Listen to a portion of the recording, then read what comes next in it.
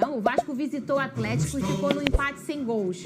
Olha, se eu sofri com o Botafogo ontem, eu vi o meu marido no último minuto gritando se tacando gol no chão. Depois de comemorar um gol e ver que não é e foi derretendo. Eu também comemorei. Cadê? O Vasco entrou em campo contra o Atlético Paranaense fora da zona de rebaixamento e foi o primeiro a levar perigo na partida com o Verratti. Mas o Atlético Paranaense começou a dominar a partida e o William Bigode acertou o travessão. Na sequência, Canóbio perdeu essa grande chance de frente com o goleiro. Já no segundo tempo, Peck começou levando perigo e Bento defendeu. Léo Jardim conseguiu realizar grande defesa nesse chute do Fernandinho de fora da área. No último lance, Praxedes recebeu uma grande chance na grande área e chutou para fora. Final, empate em 0-0. O Vasco segue fora da zona de rebaixamento e volta a campo nessa terça-feira, em São Januário, com um confronto direto contra o Corinthians. Um beijo aí pra Casimiro Miguel, todo mundo da Casa TV que transmitiu esse jogo. Ô, Pedrosa, nesse lance aí no final foi pra Praxedes, né? Foi. O Peção tava na sala, ele levantou, gol! Começou a gritar palavrão. Quando ele viu que não foi, ele ajoelhou no chão, coitado. Eu tava no aniversário da minha avó de 83 anos, inclusive um beijo, dona Dolores, feliz aniversário. E assim, tinha muita gente atrás de mim, porque eu levei meu tablet pra trabalhar, né, pra fazer a live depois. Tinha umas 15 cabeças assim, todo mundo levantou gritando gol, mas infelizmente não aconteceu. Gostei, eu acho que é um ponto importantíssimo. Frisar um dado aqui, o Vasco é o primeiro time do Campeonato Brasileiro a não tomar gols do Atlético Paranaense na Arena da Baixada. Então isso tem que ser muito respeitado e considerado. O Vasco está a 6 partidas sem perder, são 3 empates e 3 vitórias. É um time muito consistente, inclusive o Vasco é um dos 6 melhores times do segundo turno do Campeonato Brasileiro. Então isso tudo se deve a Ramon Dias. Já falei isso aqui. A melhor contratação do Vasco na temporada se chama Ramon Dias, que não só recuperou a confiança desses jogadores, e se o Vasco não for rebaixado, Fernanda, ele vai fazer algo que nenhum outro técnico na história do Campeonato Brasileiro conseguiu. O quê? Por conta do primeiro turno do Vasco. O Vasco termina o primeiro turno, se eu não me engano, com 14 pontos. Foram 14 pontos. 9 pontos foi quando ele chegou. Tá. Só que aí termina o segundo turno, se eu não me engano, verdade. 14, 15 pontos. Então, a recuperação que ele está tendo nunca foi vista nesse Campeonato Brasileiro. E eu acho que esses jogadores estão entendendo isso. Em relação à partida, foi um Vasco diferente, com 3 zagueiros, uma movimentação maior do Paulo Henrique nas pontas, do Lucas Pitol, Gabriel Peck e Verratti, um jogo de muita briga. O único ponto negativo que eu posso dizer assim é o fato do meio-campo. Eu acho que o meio-campo do Vasco tem caído de rendimento, principalmente o Paulinho. O Zé Gabriel também em outro aspecto, mas o Marlon Gomes fez uma belíssima partida e é justamente nisso que eu vou falar.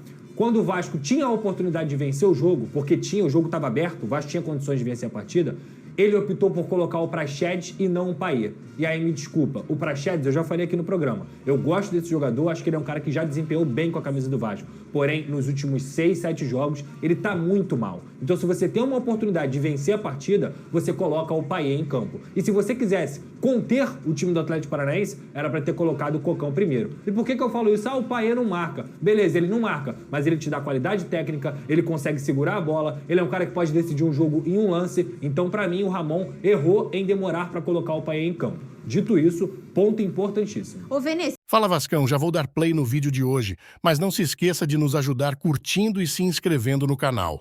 Tamo junto e vamos pro vídeo. Venez, se você tem um diferente, a gente estava falando até do Arrascaeta que faz aquele gol naquele jogo super equilibrado com o Red Bull, até com uma certa vantagem ali não na qualidade, mas no embate. E aí você tem um Arrascaeta que é o diferente. Eu não tô comparando aqui Arrascaeta com o Payet, mas tô dizendo que o Payet também é um jogador diferente e como o Pedrosa disse, 6 pontos na conta do Payet. É um cara que pode achar uma bola ali, um negócio, pifar uma bola parada. Se eu tiver que definir o Payet, o Arrascaeta são jogadores decisivos. E de fato eu concordo com o Pedrosa, eu ia até mencionar isso. Acho que o que eu tiver que lamentar do time do Vasco aí, porque você conquistar um ponto lá na Arena da Baixada é totalmente difícil, cara. Eu acho que esse ponto aí tem que ser comemorado sim pelo Vasco, mas eu acho que o Ramon de fato falhou nisso. Poderia ter botado o Payet anteriormente. Tanto é que quando o Payet entra, o time melhora. O time melhorou. Contra o Cruzeiro, o Payet entra, o Vasco empata. Isso aí não é coincidência. É qualidade, de fato é um baita jogador e é um jogador que ele tem que jogar mais. Me estranha não ser titular. A verdade é essa, demora muito para entrar nas partidas. Ô, Pedrosa, a gente entende até que o Ramon faz às vezes um desenho muito muito pensando no adversário. Eu acho que esse jogo foi por aí. Um beijo pra dona Silvana. Peck jogou muita bola. Jogou muito. E pra amanhã, o Vasco Pode ser já... grama sintética também, sabia? Mas não faz sentido, porque ele entra contra o Fluminense com 60 minutos de jogo, quando o Vasco estava vencendo a partida e estava 3-2 o jogo. O Payet entra, então ele entra antes e o que acontece? Ele participa do quarto gol e ele desafoga o Vasco naquele momento. Então a grama sintética não é desculpa. Ô, Pedrosa, aí pra esse jogo contra Foi o jogo, Corinthians... só pra explicar, foi no Newton Santos o jogo. Por isso. Contra o Fluminense, que você contra o fala. Fluminense. E contra o Corinthians? Agora Final, confronto Fernanda. direto, né? Porque o Corinthians se colocou nessa situação, né? O Vasco, se vencer o Corinthians, ele não tem só a oportunidade de espantar de vez a zona do rebaixamento. Ele tem a oportunidade de ficar mais perto de uma vaga na Sul-Americana. A verdade é essa. Então, amanhã, o Vasco tem um tabu muito grande contra o Corinthians. Não vence o Corinthians, se eu não me engano, desde 2010. E isso é em São Januário. Isso é muito expressivo. Mas ao mesmo amanhã tempo... vem o Corinthians ou o Manchester City? Tem isso, né? O Corinthians, ele vira o carrossel holandês em São Januário. Não, mas, cara, Pedrosa, hoje, encarar o Vasco em São Januário é a tarefa mais difícil do futebol brasileiro. Qual é o favorito Hoje, pro jogo? É o Vasco. É o Vasco. É o Vasco. E tem desfalque pra caramba, ô Pedrosa? Infelizmente. O Léo e o Maicon também tomaram os terceiros cartões amarelos. O Robson Bambu também tomou, então não ficam à disposição. E a dúvida do Vasco da Gama é: e o Medel, vai jogar ou não vai? A informação que eu tenho é que ele vai jogar.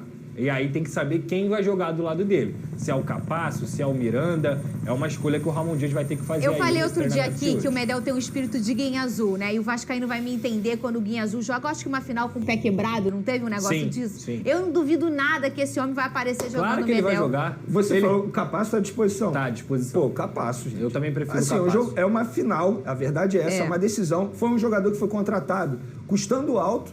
Tá aí as opções, experiente, argentino. Pô, calma aí. É o Eu Capasso. sou Capasso também. Nada contra o Miranda, que eu acho Também. um bom Você jogador. já tá botando o Medel no jogo. O Medel vai pro jogo, Fê. Tá. Ele Tá vai aqui, pro jogo Exato. até se ele tiver sem perna, entendeu? Eu também acho. Agora, eu colocaria o Capasso, e não é porque eu tenho alguma coisa contra o Miranda. Aqueles nem nada. dois ali estão fora, né? Léo e Os Michael, três estão né? fora. E ele também, né? Os três estão fora. Mas é um momento muito decisivo para você colocar nas costas de um jogador inexperiente, entendeu? Sim. E aí eu prefiro o Capasso. O quê? Ah, tá. Fora, dúvida e provável. Assim tá dividido. Palmas pro Hugo, nosso estagiário. Você viu que tem uma padronização de artes aqui? Você viu? Perfeito.